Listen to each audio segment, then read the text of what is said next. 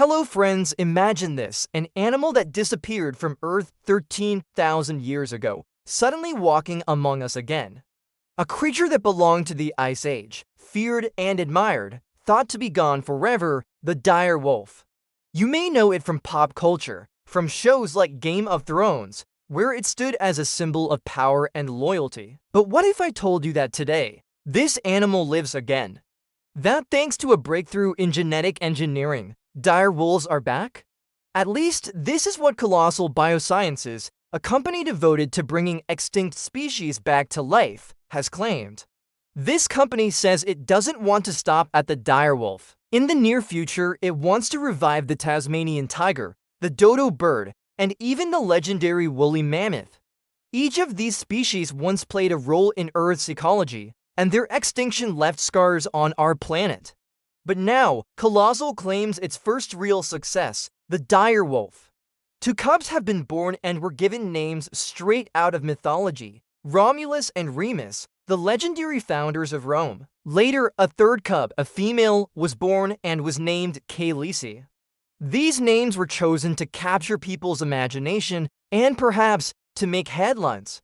The cubs were born in a secret American facility, and video footage shows them playing like ordinary pups in the sun, not realizing the extraordinary weight of history they carry on their tiny shoulders. They are 5 months old, alive in a world where no other member of their species exists. When people first hear this, it feels like a miracle. A lost species restored to life, but experts across the world are divided. Some say this is no true resurrection. Instead, it's a genetically engineered wolf modified to look like the direwolf.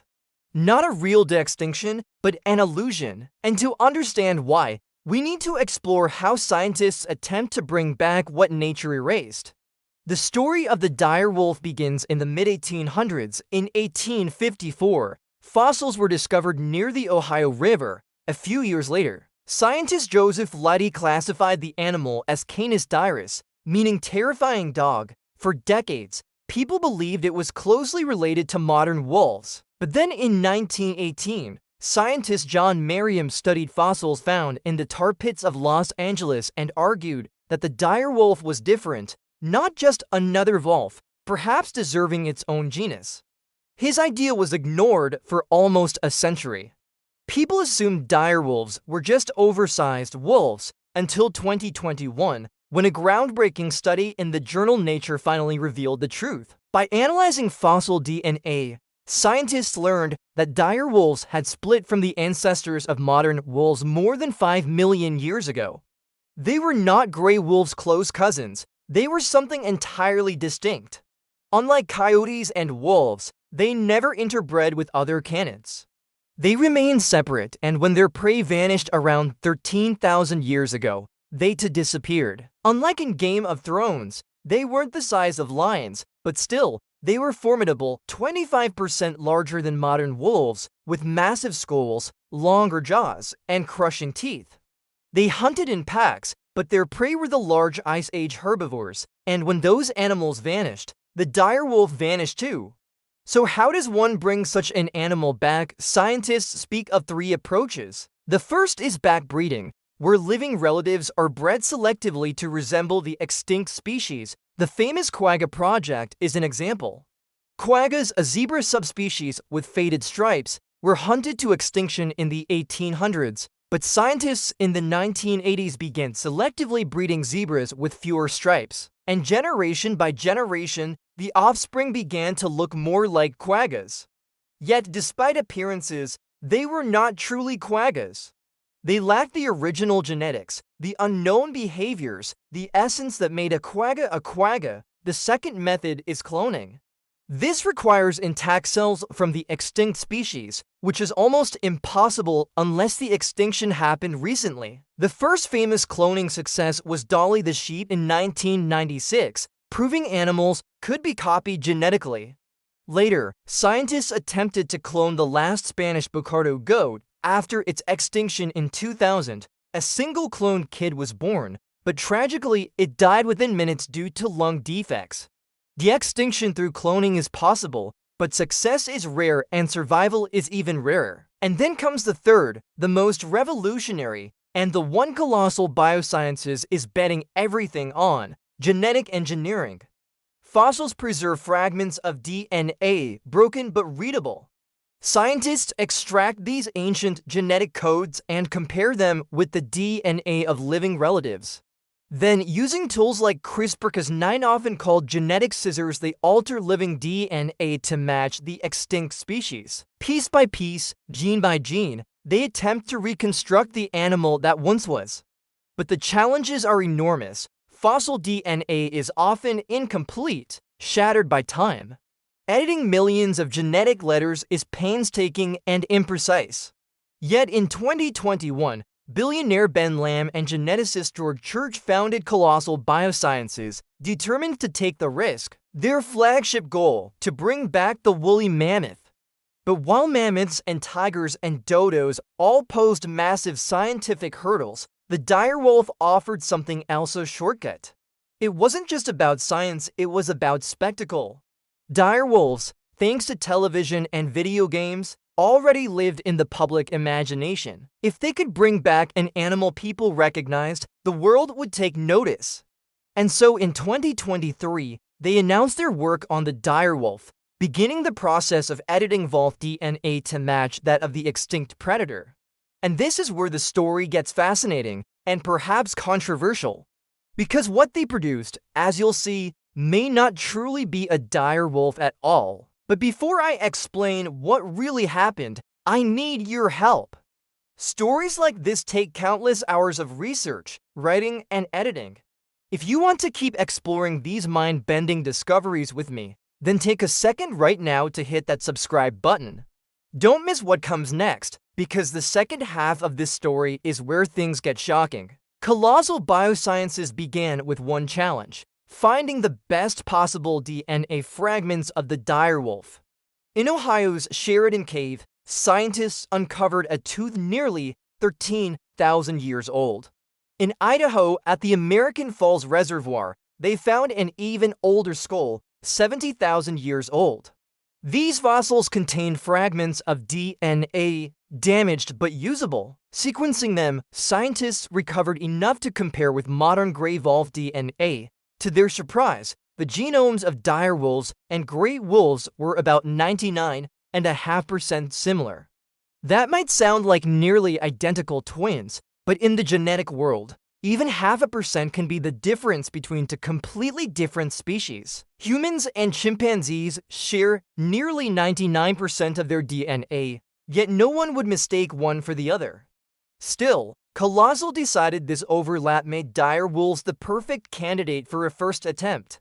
They selected 14 specific genes to alter genes that determined external features like size, head shape, jaw strength, and fur. They used CRISPR-Cas9 to cut and reassemble these genes, inserting the edits into living gray wolf cells.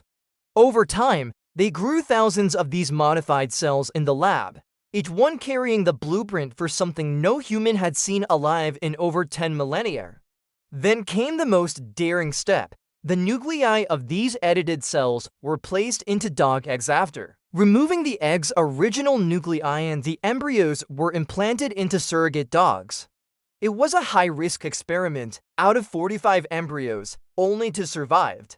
On October 1st, 2024, the world witnessed something that felt like science fiction: the birth of Romulus and Remus, to pups with the DNA of ancient predators. A few months later, in January 2025, Khaleesi was born, completing the trio. In their first days, they were fed by their surrogate mothers, ordinary dogs that had no idea of the weight of history nursing at their sides. Soon, the company supplemented their diet with bottles, worried about their rapid growth.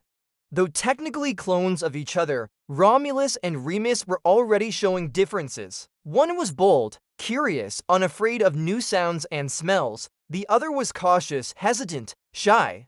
For many people, this shattered the myth of cloning that DNA alone determines destiny. In reality, environment, upbringing, even random chance can shape two genetically identical beings into completely different personalities. But this is where the debate grows heated. Can we truly call these creatures direwolves? The company altered only 14 genes out of millions. That is not even 1/10,000th of the genetic code. These pups may look like direwolves. They may even behave in ways we expect direwolves to behave, but at their core, they are engineered wolves.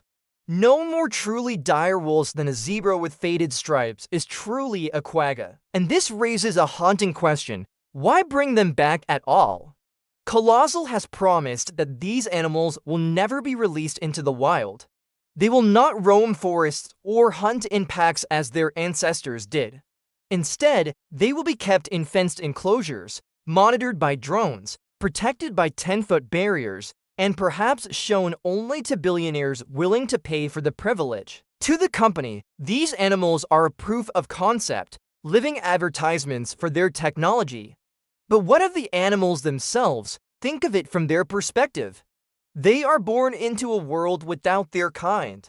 They have no parents to teach them how to hunt, no pack to run with, no ecosystem where they belong.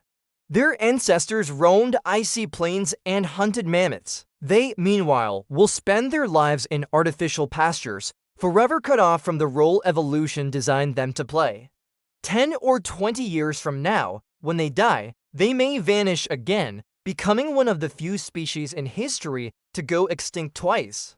And so, even if this is a scientific marvel, many question whether it is ethical. De-extinction, in its truest sense, is not about putting an animal in a cage and calling it a miracle. It is about restoring balance, returning a missing piece to nature's puzzle. The woolly mammoth, for example, helped maintain grasslands in Siberia by trampling snow and spreading seeds. That is an ecological role. But what role would these wolves play if they were ever freed? The prey they once relied on is gone. Their presence could threaten existing wolf species by competing for food. Instead of reviving balance, they might repeat the tragedy of extinction all over again. And perhaps the most sobering truth is this: they are not truly direwolves. They are wolves with a handful of altered genes. If we need proof of how little that means, consider this. Humans share 98.8% of our DNA with chimpanzees. If a scientist altered 14 chimpanzee genes to make them look more human, would we dare call that creature a human being? Of course not. By the same logic, these are not dire wolves. They are symbols of how far our technology has come and how far it still has to go. Meanwhile, thousands of species alive today are slipping toward extinction. The northern white rhinoceros has only two surviving females left, both too old to reproduce naturally.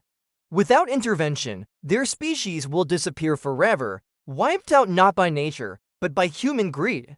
More than 1 million other species are endangered, according to the United Nations. And here lies the bitter irony. Instead of saving the living, we invest billions in resurrecting the dead. Perhaps it is time to rethink. An ounce of prevention, they say, is worth a pound of cure. Instead of celebrating artificial direwolves in cages, we should fight to protect the wild species still clinging to life. Because if we don't, one day, future scientists may be debating whether to recreate lions, elephants, or even ourselves. So I leave you with a question. If you could bring back one extinct animal, what would it be and why? Let me know in the comments, because your answer might reveal more about us as humans than about the animals themselves.